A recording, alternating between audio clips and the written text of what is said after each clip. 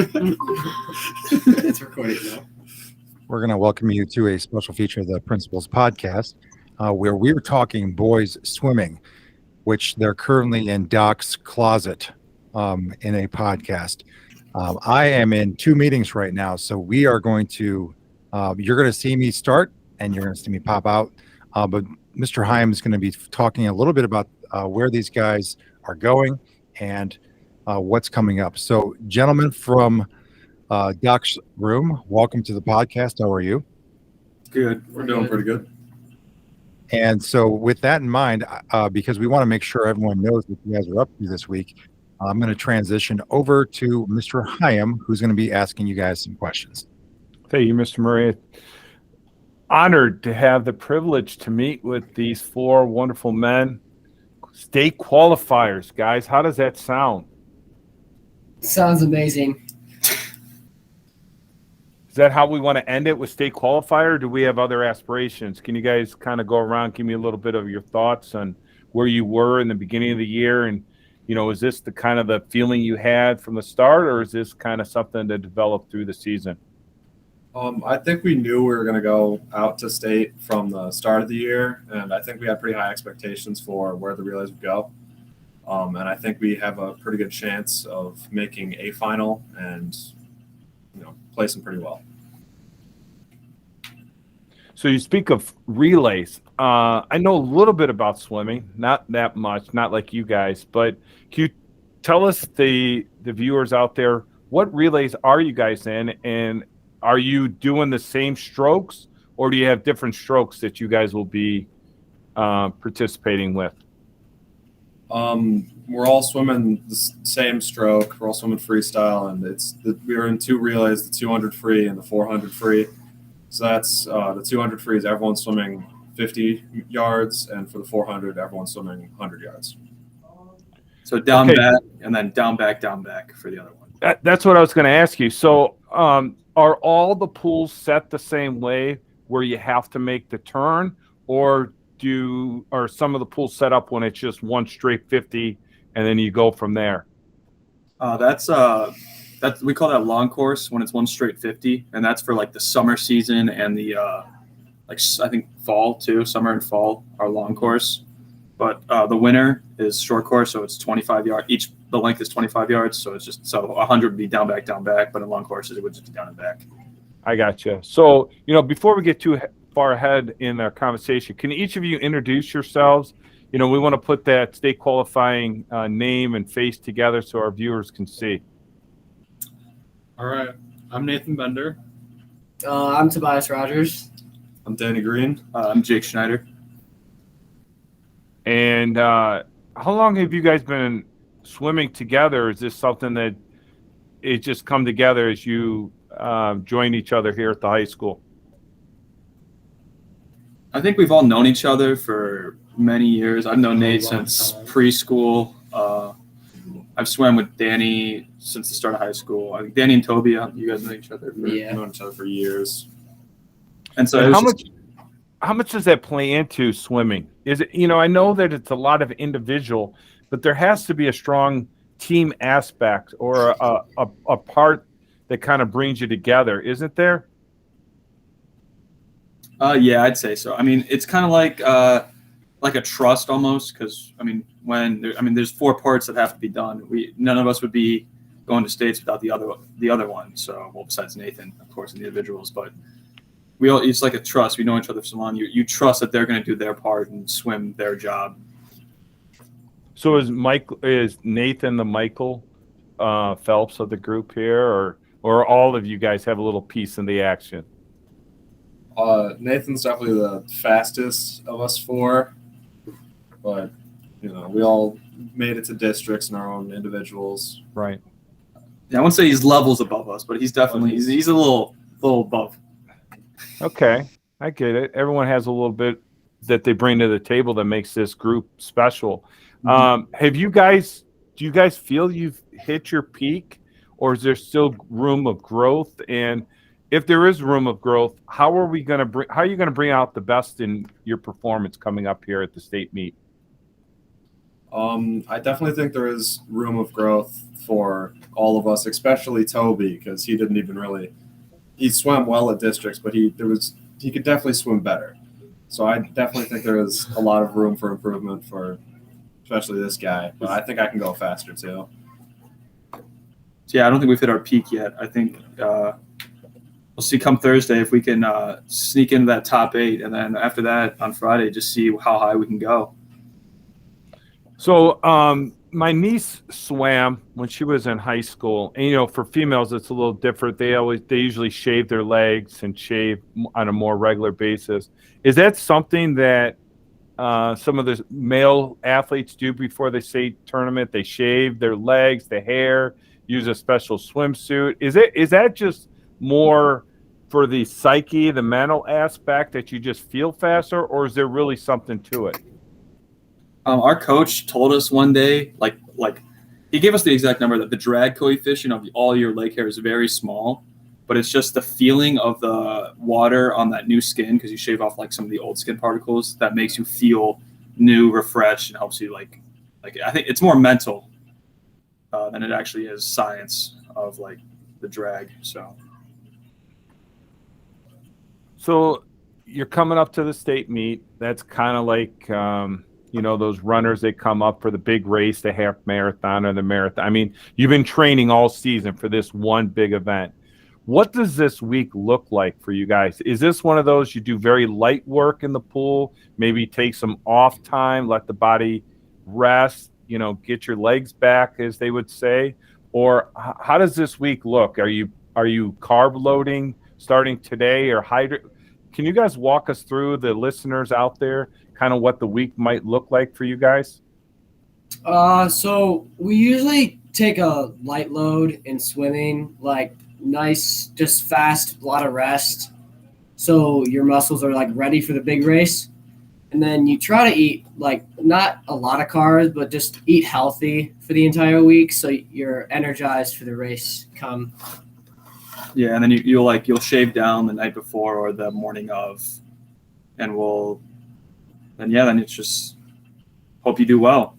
And it's just you kind of take down the yardage amount, so you're not doing as many yards, but you're still doing like yesterday we still did a lot of like fast sprint work, but we had a lot of rest to regain our breath.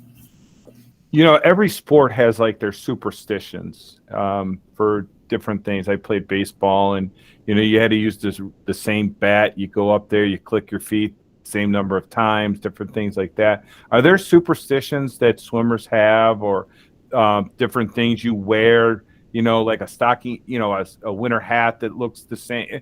I mean, is there some special things that has brought you together, like almost like brothers along this trip that you guys have been on the last few weeks? I don't know if there's any like we don't really have any special caps or goggles. I think the only like superstition that, I mean, for me personally, I always have to get up onto the swim block from the left side. I mean, that's the only thing I can think of. I think that's just what most people do. Anyways. Yeah. But I mean, I think we're just confident in our work that we've put in through the whole season, that we're not really scared of any superstitions as of right now. But I mean, maybe other swimmers, but personally, I don't think we have any. I got you. So from what I've watched on TV, it really matters on what lane you're in. And maybe you guys can explain that for our audience. But do we know which lane we're in coming up in the various races? We'll probably be in like the middler lanes, because we're seated ninth, so we're like the top of circle seated. Oh, it's circle seated? Yeah. So we'll be like on we'll be like 6 or 3. All right, then we'll be, relatively close to the middle because of where we are placed. You just don't want to be on an edge lane. Yeah. So what is that? You get a little bit of the wake of the water, and then you kind of have to fight against that as well. But what if you get out front? Does that matter, or it doesn't matter? You get a wake no matter where you're at. Oh, well, the way they seed it, fastest are in the middle and the slowest on the outside. But if you're in the middle, you're very rarely ever going to get any waves or wake. But on the edge, I mean, because these are sprint races, so I mean, very rarely is it going to be like someone's going to be that much far in front that there won't be any like wake or anything. So like especially in the 2 free relay where everyone's just sprinting down and back real fast, like the waves that are coming after the side are fairly big, and you can get like drowned in up of it, like coming off your turn. So like definitely staying away from the edge lane is definitely ideal. Okay. You know, I walk through the main hallway there, and you see all the pictures up there of all Ohio state champs and different things like that. What I know your goal is for each of you to win a state title, but at the same time, what is it going to take to be in all Ohio and be able to put the 4 of you up there in a picture? What place do you have to be in? Top 16. Top 16. So Okay. as of right now, it's looking pretty good that we can get up on that wall. Okay. And what's the difference? Like, I mean, are we talking seconds, less than a second? What's the difference between like being up on the top and being borderline 16? What's the difference between those places? It can really like differ between the races. So for like a 50 free, first place and 20th place can be within like 2 seconds, or if it's like the 500 that Nate's swimming, it could be a difference of like 20 seconds. Like the longer the race is really just kind of the bigger the time gap could be. I gotcha. And Nate, we've talked a lot about the relays, but you're also in 2 individual races. How does the individuals stack up with the relays? I mean, are you going to be exhausted, or you've been training and this shouldn't really affect you in the next couple days? There's a good amount of time between my individual events and the relays, so I'm not worried about it. Okay. And how are you looking in those races? You feel confident, like you're peaking at the right time, or you wish you had a little bit more time to prep? I'm excited for it. I can't wait. I'm ready. 5th and 500. Yeah. What was that 5th and 1? He's I believe from the psych sheet that came out yesterday, he's 5th in the 500 in the state, and then I didn't check the 2 free. It's like 8th or 9th. Yeah, 8th. No, because Nathan's Regal's 8th, so you'll be like 7th or 6th for the other. Well, one. as you guys know, you guys been around this long enough. You don't win championships on paper. Nope. And that's at any level. You got to go out and perform. And the history matters on what you tend to think people are how they're gonna perform. But you're down at Canton, right? Have you guys been in that pool, and what kind of environment is that? And do you think everyone around the state is going to be ready for that type of environment? Me, Nathan's been there all 4 years. I've been there 3. Danny, this is his 2nd year, and this is Toby's 1st year. So like, I think me, Danny, and Nate are all a little more experienced of it. We know how that atmosphere is, how to deal with that adrenaline and not get too overly hyped up. I mean, but hopefully we'll be able to keep a little freshman calm out there. So, is it kind of like running, where if you're running maybe 400, you can't go out too fast in that first 50 to 100 yards because you might not have anything in the tank and you kind of burn yourself? Is that the same thing in swimming, or am I misguided? Yeah, it's basically the same thing. So what have you guys been talking about this week to try to calm that adrenaline in those? Do you look up in the stands? Do you try to stay in a tunnel vision with your music, or what's the approach for you guys? Usually I'll just kind of keep listening to music, just kind of focus on keeping a level head until I get into the water, and then that's when I just kind of let that focus go into let the adrenaline go. And the big thing our coach preaches is to visualize our race. So like before we're out there, we're in the water, we imagine everything we're going to do correctly, what's like how we're going to turn and all that. Last question, I'm going to turn it over to Mr. Murray. As a coach, I've been in various settings, big events, big settings, different things. And I almost get when I'm coaching and in those events, it actually gets very quiet. I don't hear the crowd. I don't hear all that other stuff going on. Obviously, when you're in the pool, it's probably a little different. But once you get in that mode, do you lose sense of how many people are there and how loud it is, or do you feel that energy? Usually when we're since I swim third in our relays, so usually I'm out and I'm cheering for Nate as he's anchoring it. So usually it's like a big like chase down race at the end. So I feel the energy usually because it's just so loud and deafening. But like before, when Toby and Danny are swimming, I don't hear or really feel much. I'm just focused on when I'm going to go. Danny and Toby, anything for you guys in the beginning of the kind of the same feel? I mean, it's kind of the same thing as Jake said. I don't really feel any of it until after I've raced. I kind of just try and keep it out, like keep it tuned out, so I don't let anything get into my head or anything like that. Yeah, I agree with that. So you guys do all this work, put all the pressure on Nate, and tell Nate to bring it home. Is that what the plan is? Yeah. Yep. He's the veteran, right? He could bring it home for us, huh? He's been there enough times. There you go. All right, Murray, it's all you. We've come full circle. They're ready to win a title. All right. Well, I've been listening to 2 meetings at the same time, and very good job with the questions you were asking. And guys, we're so proud of you, and I know you're proud of your teammates, and including obviously those who are not going to be participating, that will be supporting you. But let's give an opportunity right now to give some shout outs. Anyone you want to shout out from the swim team? Anyone, your parents, the coaches? I'd like to probably shout out, I think that speaks for all of us here, when we shout out all of our coaches, Coach Paul, Coach Thad, and Coach Matt have all helped. I mean, they've all individually, like Coach Thad has helped Nate. Coach Paul has helped all of us 3. They're our club coaches, and Coach Matt is our high school head coach who has helped us throughout all these years and this year.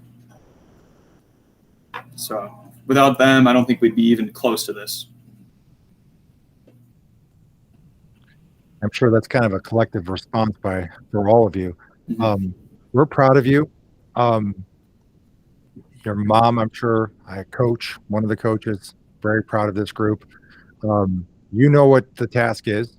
You know what you can control. And I know what you're going to be working on this week to lengthen those muscles, stay loose, and then ultimately do your best in sequence to stage yourself in the position to be successful for your individual races and then your relays. So, guys, we're really proud of you. Good luck this week. We have multiple podcasts this week to focus on some of the great things happening, including one of our next ones will be Charlotte Johns, because she's going to, I would almost call it nationals for speech and debate. So we're looking forward to. We're hoping that we can watch some of this online. Best of luck, and as always, go Toppers. Go Toppers.